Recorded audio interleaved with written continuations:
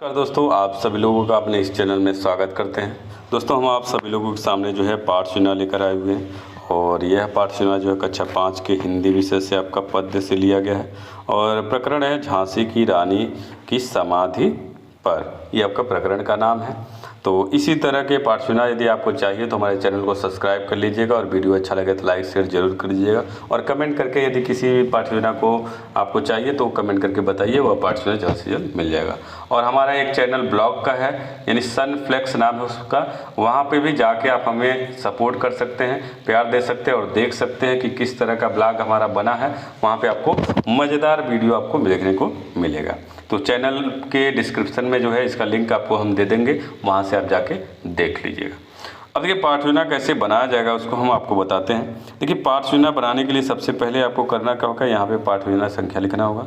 जो भी आपका संख्या होगा यहाँ पे संख्या आप लिखेंगे। फिर उसके बाद यदि छात्र अध्यापक होंगे तो छात्र अध्यापक अपना नाम यहाँ लिखेंगे और छात्र अध्यापिका होंगे तो छात्र अध्यापिका अपना नाम यहाँ पे लिखेंगे। फिर उसके बाद विद्यालय का नाम, जिस विद्यालय में आप पाठ सूचना को पढ़ाएंगे वह विद्यालय लिखेंगे। उसके बाद ऐसे कॉलम बनाएंगे। इस कॉलम में आपका दिनांक, जिस डेट को आप पाठ सूचना को पढ़ाएंगे वह डेट डालेंगे। कक्षा आपका 5 है, विषय आपकी हिंदी है, विषयगत पद्य है, कालांश आपका जो भी कालांश होगा कालांश लिखिएगा। अवधि आपका 40 मिनट का प्रकरण है झांसी की रानी की समाधि पर, यह प्रकरण का नाम है। तो उसके बाद आपका सामान्य उद्देश्य जो हिंदी विषय के सबका सामान्य उद्देश्य सेम होता है, एक जैसा होता है। तो यदि आप इसके पहले लिखे होंगे तो वही रहने दीजिएगा, नहीं लिखे होंगे तो इसको लिख लीजिएगा। पहला आपका है छात्रों के हिंदी विषय के प्रति रुचि उत्पन्न करना। दूसरा, छात्रों में उचित स्वर प्रवाह तथा भावपूर्ण रीति से कविता पाठ करने की क्षमता उत्पन्न करना। तीसरा है कविता के प्रति बच्चों में रुचि जागृत करने और रसास्वादन करने की क्षमता उत्पन्न करना। चौथा, छात्रों में हिंदी शब्दकोश की वृद्धि करना।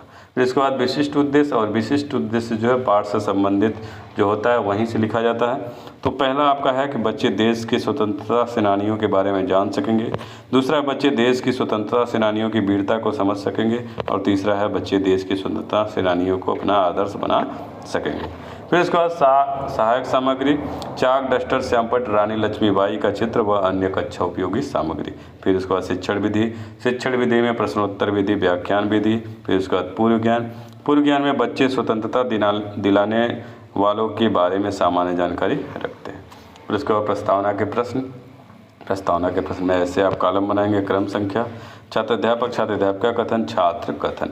इसमें आपका प्रश्न होगा पहला कि 15 अगस्त और 26 जनवरी को कौन सा दिवस मनाया जाता है, तो बच्चे कहेंगे स्वतंत्रता दिवस मनाया जाता है। दूसरा होगा स्वतंत्रता का समानार्थी शब्द क्या है, आज़ादी। तीसरा है देश की आज़ादी दिलाने वाली महिला वीरांगना का नाम बताइए, रानी लक्ष्मीबाई। फिर आपका होगा रानी लक्ष्मीबाई की समाधि पर कोई कविता सुनाइए, तो बच्चे मौन हो जाएंगे, समस्यात्मक प्रश्न हो जाएगा। उसके बाद आप उद्देश्य कथन में आएंगे और उद्देश्य कथन में कहा जाएगा बच्चों आज हम लोग झांसी की रानी की समाधि पर नामक कविता का रसास्वादन करेंगे और इस कविता के रचयिता या कवित्री जो है सुभद्रा कुमारी चौहान है। फिर इसके बाद प्रस्तुतिकरण में ऐसे कॉलम बनेगा। इसको भी आप कई अनुमितियों में बांट के व्याख्या करेंगे, क्योंकि पार्ट जो है बड़ा है इसलिए इसको हम 2 अनुमिति में बांटेंगे। प्रथम अनुमिति आपका होगा, देखिए यहाँ पे ये छूट गया, प्रथम अनुमिति आपका है 6 लाइन आपका लिख के चलना है। उसके बाद आदर्श वाचन करेंगे। आदर्श वाचन में छात्र अध्यापिका द्वारा जो है उचित स्पष्ट उच्चारण तथा आरोह अवरोह एवं विराम चिन्हों को ध्यान में रखकर पद्यांश का आदर्श वाचन किया जाएगा और छात्र जो है ध्यानपूर्वक सुनेंगे। फिर उसके बाद अनुकरण वाचन में कक्षा के कतिपय छात्रों द्वारा पद्यांश का अनुकरण वाचन किया जाएगा और अन्य छात्र जो है अनुकरण करेंगे।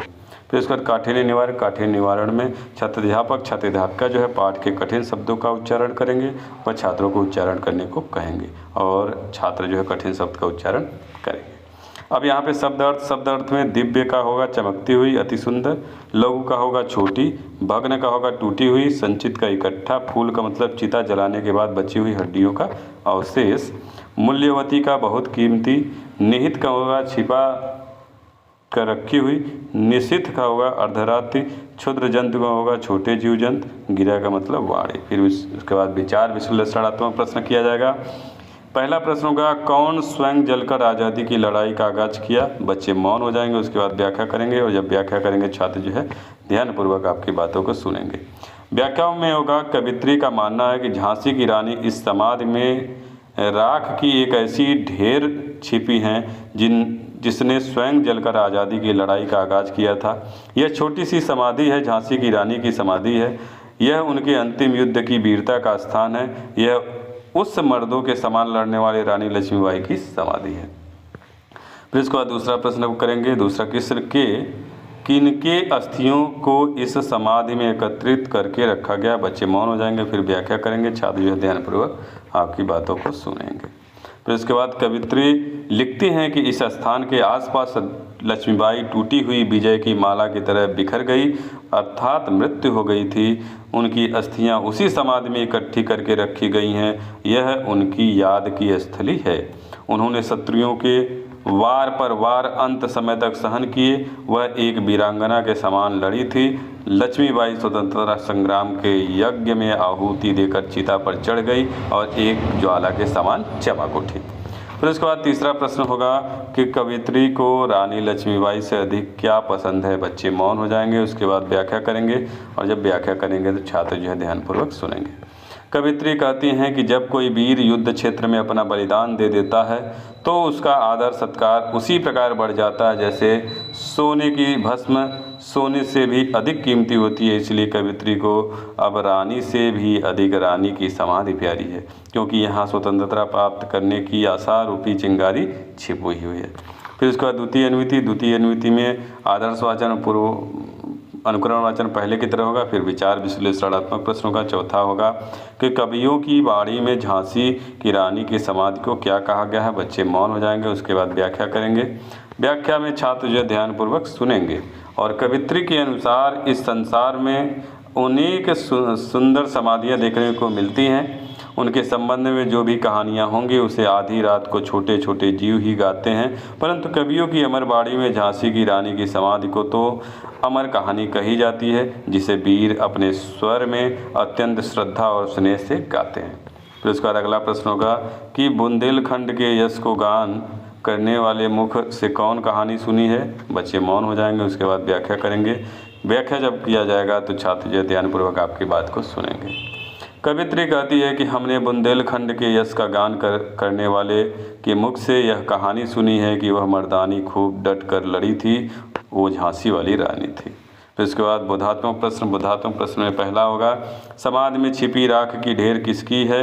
दूसरा होगा रण में वीर गति को प्राप्त करने से वीर का क्या बढ़ जाता है? तीसरा है रानी लक्ष्मीबाई की समाधि का ही गुणगान कवि क्यों कर रहा है? फिर इसके बाद श्याम पटकार में छात्र अध्यापिका जो है छात्रों को काठिन्य निवारण अपनी कॉपी पर लिखने को कहेंगे।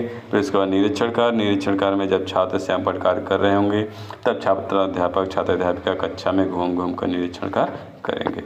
फिर इसका पुनरावृत्ति के प्रश्न में पहला होगा कि रानी लक्ष्मीबाई को कवित्री ने मर्दानी क्यों कहा? दूसरा होगा झांसी की रानी लक्ष्मीबाई का नाम इतिहास में अमर क्यों है? और तीसरा होगा इस एकांकी की कवि कौन है? फिर उसके बाद गृहकार्य में कविता की 8 पंक्तियाँ याद कर कक्षा में हाव भाव के साथ सुनाओ। ये रहा हम लोगों का आज का पाठ योजना। उम्मीद है आपको हमारा ये पाठ योजना अच्छा लगा होगा। यदि अच्छा लगे तो लाइक शेयर जरूर कर दीजिएगा और चैनल को सब्सक्राइब कर लीजिएगा। और हमारा एक चैनल है सनफ्लेक्स के नाम से, वहाँ पे ब्लॉग वीडियो बनाया जाता है, कॉमेडी भी वीडियो आपको वहाँ पे अपलोड किया जाता है, तो आप वहाँ पे जाके हमें थोड़ा सा प्यार सपोर्ट दीजिए। धन्यवाद इसके लिए।